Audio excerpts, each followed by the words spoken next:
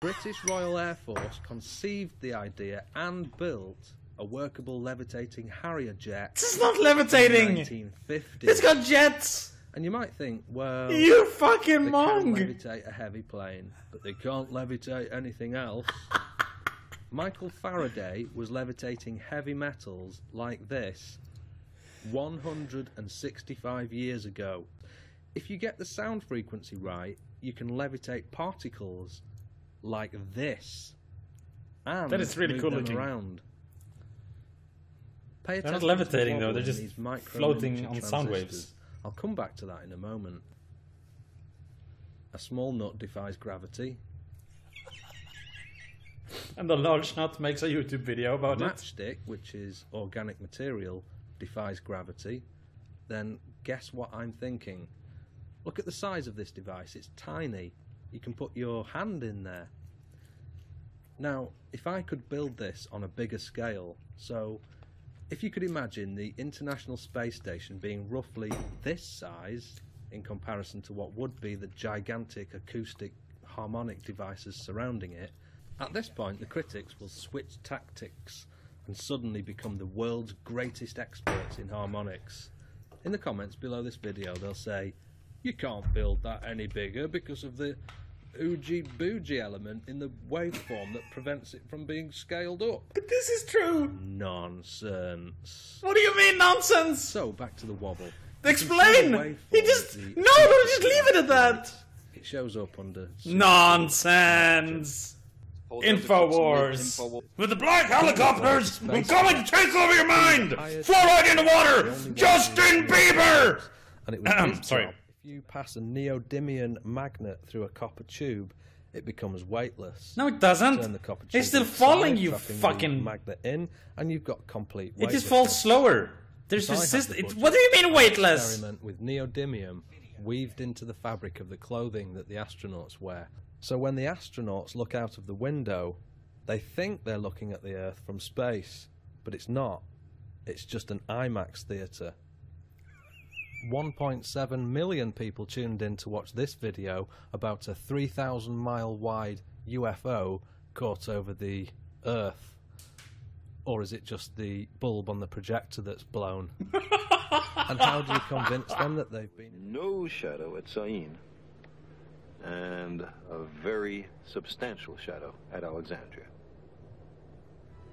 The only answer was that the surface of the Earth is curved. Uh-huh. And they use the two sticks and a shadow today as one of the main arguments to support a globe Earth. Yeah, because it This makes is perfect just sense and it's ludicrous easy and to understand. complete quackery. Romans Quackery? 1 verse 22. By professing themselves to be wise, they became fools. And you can't deny that the knowledge that comes from this world is just utterly foolish.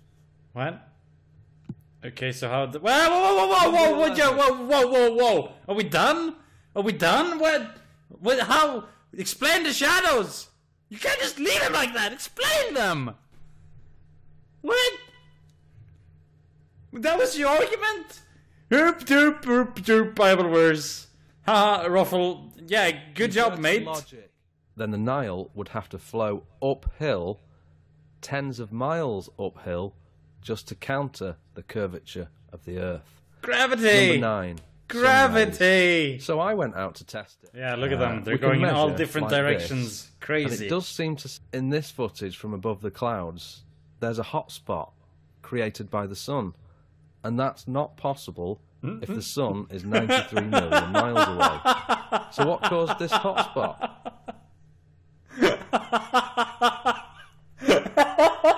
Also, look at the easily visible curvature of the Number Earth. 8, salt. At 100 miles distance, Here we go, the here we Earth go. ought to curve by a biblical 6,666 feet. They always have to get that number in somewhere, don't they? That's at 1.2 miles of predictable curvature. Yet the salt flats of Bolivia only drop by 3 feet. So there ought to be a bulge somewhere else on the planet to compensate for the flat land. Problem is, if there is a bulge, which we can't find, then the Earth is not round. Scientists on TV, who recently started telling us that the Earth is an oblate spheroid. Because In it other words, is. pear-shaped. No, you moron. It amazes me just how many people repeat what they've heard on TV, but never Egg-shaped. question the fact Not that pear-shaped. all space agency photos of Earth show a perfect round ball, but people are now believing That's that because it's it's very little. It's just... there you go. That's how it looks. Mind-boggling. And even those photos are fake. So there. So there. Number 7, experiments. There's been a lot of Look at that. You'd think this river, you know, was parallel, but if you look closely, it actually narrows, and there's only a very, very small river over there in the distance. That's very weird. I wonder why they built it like that. I mean, you can't get any boat through that little river over there. So, that's very strange, right? Don't know why they did that, but that's the same thing that happened to those sun rays. Parallel lines not looking parallel in a picture.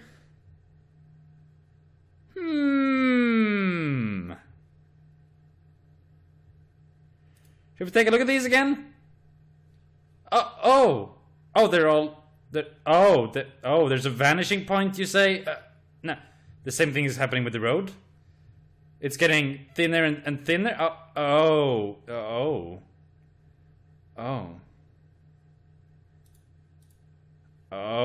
perspective exists. Blink, blink. Or it's the same thing as trying to convince people. Blink. That, I don't know, the gross domestic product of Belgium. Than that of America.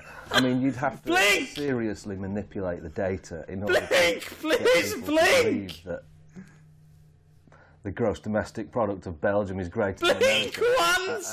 And likewise, you've got to seriously compromise your integrity to make my eyes are starting to water. The horizon is evidence of a ball. Blink!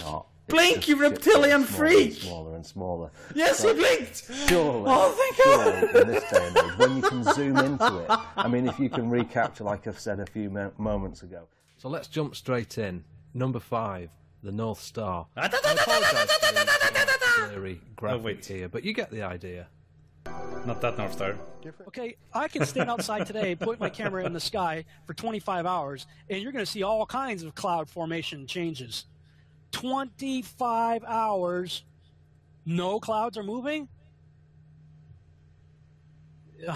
Sorry, I don't buy it. Did you realize that, like, look at this cloud. It's covering the entire fucking south. If that is the south, we might be upside down here.